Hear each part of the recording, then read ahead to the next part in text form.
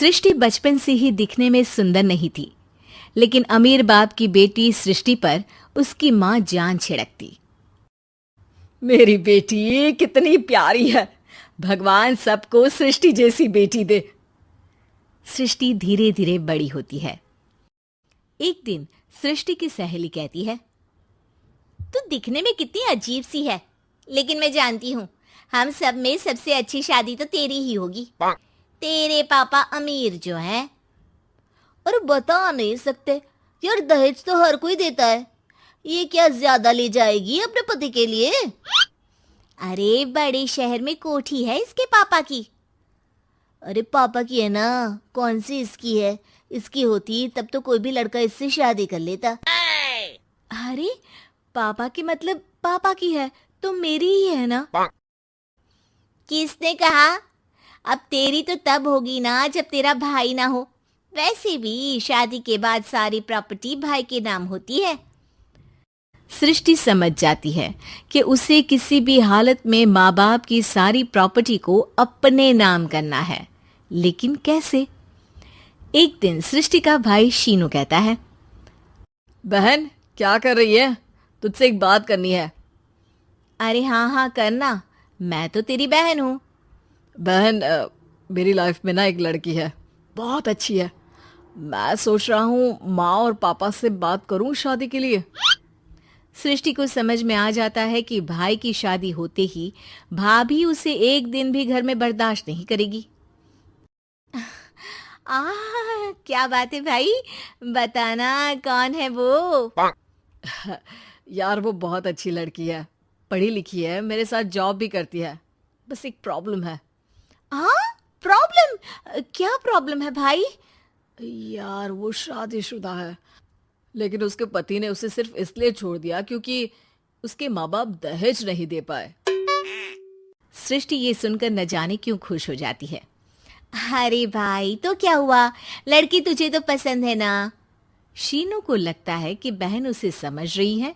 वो इस बात से अनजान होता है कि उसकी बहन की मंशा पूरा घर हड़पने की है। सृष्टि अपनी माँ से कहती है, मम्मी मुझे तो बहुत चिंता है। पता है शीनू क्या कर रहा है? अरे क्या कर रहा है? वो तो काम पर जाता है और वापस घर आता है। नहीं ना माँ, वो यही तो नहीं कर रहा, बाकी सब कर रहा है। आपको पता है उससे प्यार है, और वो भी एक शादीशुदा लड़की से। हैं? ये क्या हो गया? मैं सोसाइटी में क्या मुंह दिखाऊंगी? अरे तेरे पापा तो यही कहेंगे कि मैंने ही उसे बिगाड़ दिया है। माँ देखो, मेरी बात मानो, पापा पर भी विश्वास करने की जरूरत नहीं है। अब आप ही बताओ, पापा इतनी देर घर के बाहर रहते हैं क्यों? बोलो। अरे बेटा वो तो नौकरी करते हैं ना। तू बहुत भोली है माँ। पापा का ऑफिस तो 7 बजे खत्म हो जाता है, लेकिन देखो कितनी देर से आते हैं। अरे नहीं बेटा, ऐसी कोई बात नहीं है। सृष्टि माँ को एक औरत से बात करते पिता की फोटो दिखाती है। देखो माँ कैसे हैं पापा। मैं ना कहती थी कि पापा सही नहीं है। मैं तेरे पापा से बात करूंगी, दे फोटो मुझे। ओ माँ, वो तो डिलीट हो गई। लेकिन चल, तूने तो देख लिया ना। पापा से बाद में बात कर लेना, और हाँ मेरा नाम बिल्कुल मत लेना। हाँ माँ। अब क्या था, सृष्टि के माँ और पिता के बीच झगड़ा होना शुरू हो जाता है। सृष्टि के मन में क्या चल रहा था कोई नहीं जानता था। एक दिन, माँ सृष्टि के लिए एक लड़का देखा है, वो लोग शाम को उसे देखने आने वाले हैं। और हाँ माँ, एक खुशखबरी, मैं और पापा मिलकर एक नया बिजनेस ट्राई कर रहे हैं। शाम को लड़का आता है, सांवले रंग का। सृष्टि को तो बिल्कुल भी पसंद नहीं आता। लड़की की माँ कहती है, लड़की का चेहरा तो कोई खास नहीं, लेकिन अगर मेरे बेटे को आप लोग सेटल कर दें तो मैं उसकी शादी आपकी बेटी से करवा दूं। सृष्टि को लड़का बिल्कुल पसंद नहीं था। उसे भाई पर गुस्सा आ जाता है। लड़के वालों के जाने के बाद कहती है, माँ देखा शीनू मेरे लिए कैसा लड़का लेकर आया, न दिखाने लायक न सुनने लायक, सेटल भी नहीं, वो भी हम करें।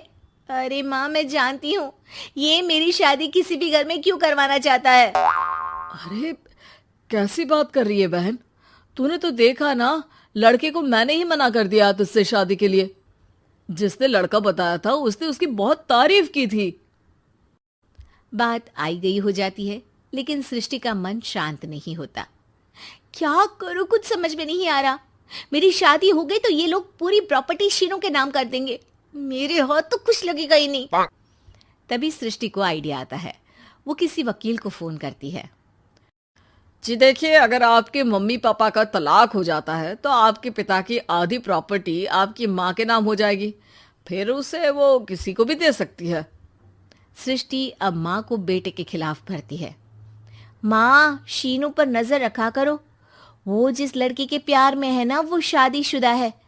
यहाँ आएगी, सारा पैसा, रुपया, जमीन, जायदाद सब हड़प लेगी। पापा का भी हाल तुमसे छुपा नहीं है। ऐसा ना हो कि मैं और आप एक दिन सड़क पर भीख मांगे। हे भगवान, मैं तो जीते जी मर जाऊंगी अगर ऐसा हो गया तो। ऐसा हो गया नहीं माँ, ऐसा ही होगा। अभी समय है, आगे का सोच लो। मैं तो कहती हूँ पापा से आधी प्रॉपर्टी लेकर अलग हो जाओ। पापा की आधी प्रॉपर्टी भी हम लोगों को अगर मिल जाती है ना, तो अगले 7 जन्म सफल समझो। बेचारी माँ बेटी के कहने पर पति से तलाक लेकर अलग हो जाती है। सृष्टि अब पैसों से गाड़ी और अपने दूसरे महंगे शौक पूरे करने लगी। उसके दोस्त भी उसके पैसे इस्तेमाल करते। सृष्टि, कल तुम कहाँ थी? मैं सारा दिन घर पर अकेली थी। तो मैं क्या करूं? मैंने ठेका तो नहीं लिया है ना तुम्हें संभालने का। माँ को सृष्टि से ये उम्मीद नहीं थी। वो बैठकर रोने लगती है। वहीं उसका पति यानी कि सृष्टि के पिता आ जाते हैं। मैं जानता था कि तुम्हारा यही हाल होगा, तो आपने मुझे रोका क्यों नहीं? मैं रोकता तो तुम रुकती क्या?